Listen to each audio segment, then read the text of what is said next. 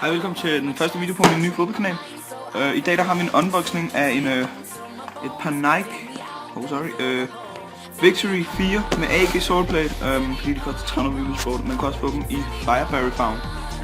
Jeg har haft dem åbne, så lad os bare få... Jeg har også været ude og prøve dem og alt det gode der. På boksen er kigget sammen. Som I kan se her, står der Mercurial i den Neptune blå farve. Det er en, hold da være med at misforstå mig her. Det er en meget stiv støvle. I forhold til, jeg har også et par af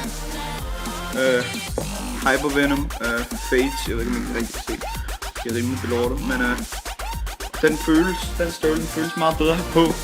Jeg synes, jeg mener Hypervenom, de er sådan rigtig lavet til sådan rigtig bredfodet, hvad skal man sige, folk. Kommer med lyserødt Nike-mærke her.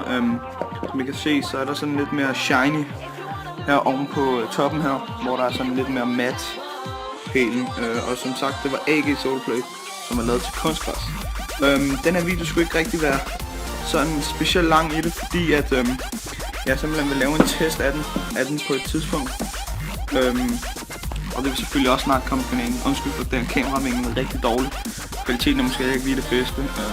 Men i hvert fald så kommer der snart et test af dem her, og så vil jeg også snart lave en test af mine Hypervenoms.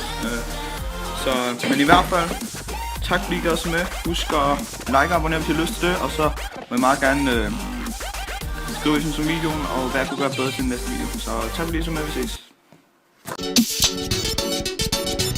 We going.